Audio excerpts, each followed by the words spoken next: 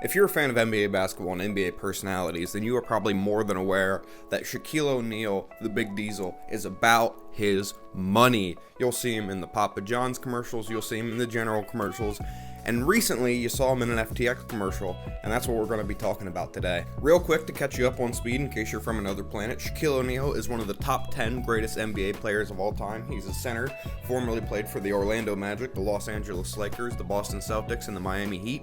Not quite in that order, as well as the Phoenix Suns, but nobody wants to talk about that, trust me. And he is currently one of the faces for the NBA on TNT, which is a nightly broadcast featuring him, Ernie, Kenny the Jet Smith, and Charles Barkley, where they talk about the basketball games, the playoffs currently, and how they view the situations in front of them. This is all a long-winded way of saying that Shaq is a serious celebrity. He's bigger than just basketball. He's bigger than just his Sports Center or his TNT show.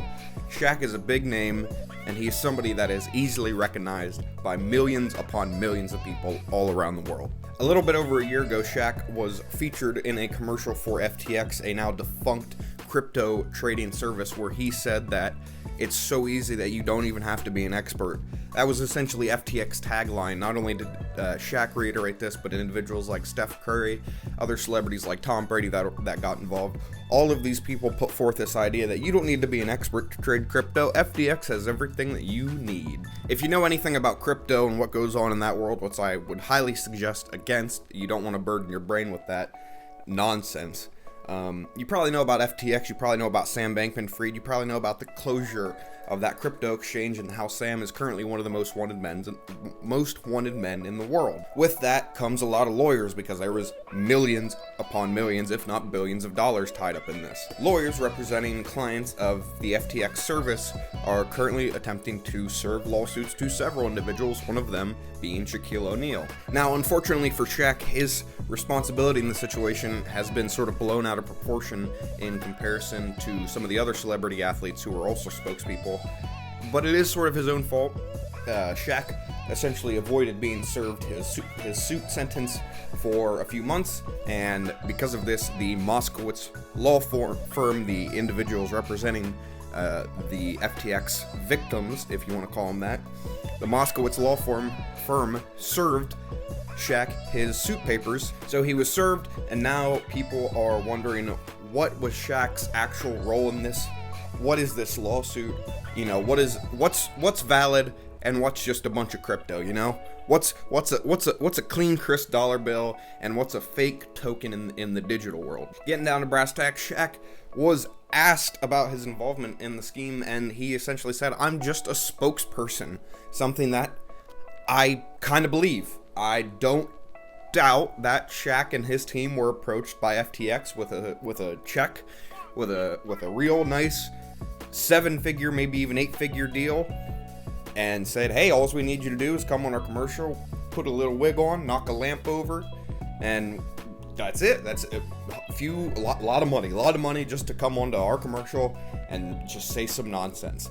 And for some people, seemingly Shaq included, this should not be a binding contract of any sort. This should not result in blame being placed on Shaq's shoulders. And while I do agree that Shaq has gotten a disproportionate amount of the publicity over this case, as opposed to Steph Curry, Tom Brady, and several other individuals, I think Naomi Osaka may have been involved. Again, these celebrity athletes who are huge names already make millions upon millions upon millions of dollars from their other sponsorship deals as well as their contracts, who got involved with FTX and were willing to put their name beside the brand and say, "You don't even have to be an expert to use it. I can use it just fine." And I know a lot of us cynics live in a world where we hear that and we think, who would ever be dumb enough to listen to a celebrity about what to invest their money in, about what to buy, where to live, what to eat, what to wear? As much as we like to say, "Oh, that's silly, nobody does that," guess what?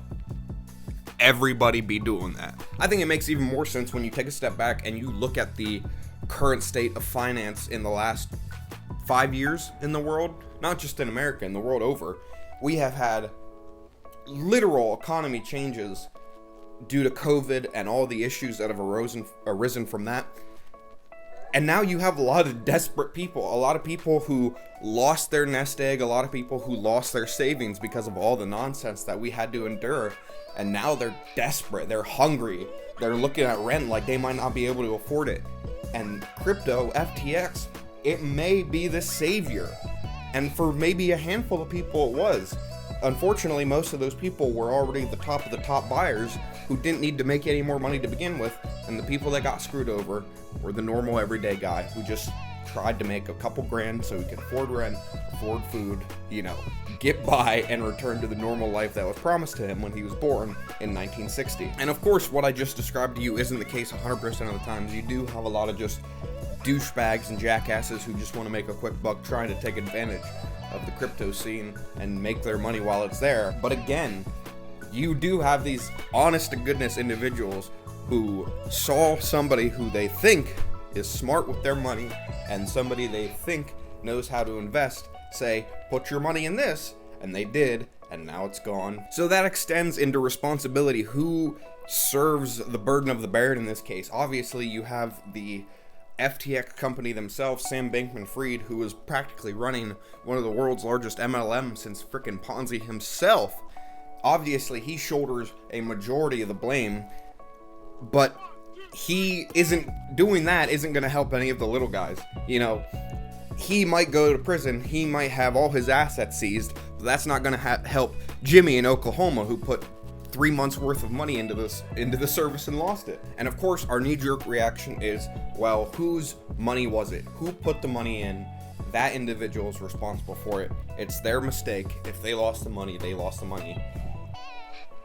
And I just can't help but feel like that is a callous and almost robotic response to a problem entirely existent due to the economic structure we have of capitalism, but something that literally, unless you are of the top 1% of the 1%, it's a problem that you or somebody you love or know will face in their lifetime, a financial situation where they might do something stupid because they really need that money, whether it's for medical bills, for keeping their house, for who knows. My point with that being, as much as it is the investor's responsibility to know what they're investing in and to understand that they aren't guaranteed to make their money back, I hope people can also look at the situation and realize that the amount of desperation currently in our society, currently in our world, to get a step ahead, to get back to where you were 5 years ago, 10 years ago, 15 years ago, it is so strong that people are going to make decisions in hindsight that are incredibly foolish and incredibly short-sighted. But just because you make that decision, does that mean you shouldn't be able to feed your kids? Does that mean you should have to worry about not having a roof over your head? Does that mean you should have to worry about not being warm in the winter months, not being cool in the summer months? Do these mistakes mean you deserve to be punished? And in my mind, the answer is an astounding no. So who's to be punished? In this case, I honestly feel like people like Shaq, people like Steph Curry, people like Tom Brady, there is a responsibility to foot the bill in some case. I'm not saying they need to go out and spend, repay every single cent that was lost by these individuals, but there are people who took their word and said, you know what? These are guys who make a lot of money, are good with their money. I'm going to take a shot and I'm going to try to join that club. There's a reason why I can't turn on the TV and have LeBron James selling me some Marlboro. There's a reason I can't turn on the TV and see frickin' Patrick Mahomes sipping some Jack Daniels. There's a reason that these celebrities, these athletes aren't allowed to advertise certain things in the first place, because it's predatory, because their fans are easily convinced, because the people that look up to them are going to follow in their steps, and if those steps are wrong, guess who's going to be hurt because of it? Not the celebrity who got paid a couple $1 million to do the commercial, the guy who thought, oh, my favorite athlete ever says I can do this, I'm going to try it, and then they have to deal with the repercussions. As I'm sure you realize, I'm not really concerned with beating around the legal bush here, because truth be told, I don't have any clue in the world of who is legally responsible for just about anything in this situation, let alone who should be footing the bill at the end of the day. I think it was easy for me to focus on Shaq because Shaq, just at the end of the day, he seems like he is about the bottom dollar. That man makes so much money off of sponsorship deals that you really gotta wonder what the vetting process is for these companies that he eventually works for. You know, is it just, oh, is the number big enough? I'll sign on. Or is there some research done by himself, the team he has around him? Somebody at some point had to be like, Shaq, I don't understand what we're investing money in here, or I don't understand what you're signing on to. Maybe we shouldn't do this commercial. No, they told me $100 million up front, $50 million after the commercial's done.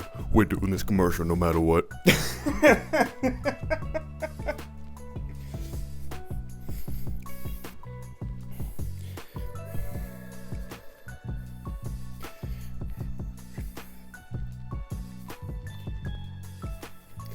Awful Shaq impersonation aside, I hope this opened your eye to a side of the situation that I don't think a lot of people are really covering.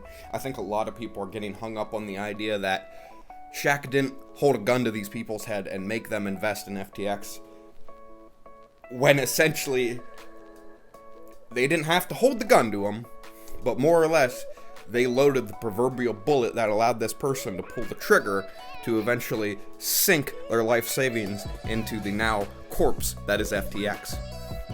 That was a bar. That was a fucking bar. There's simply no way I could cover every aspect of this situation in a short, concise video like this. So if you have any comments, any thoughts about the whole situation that you want to share, please let me know in the comments section below. If you like the video, please subscribe because it helps me out. And as always, my name is Zachary Taylor. Thank you for your time today.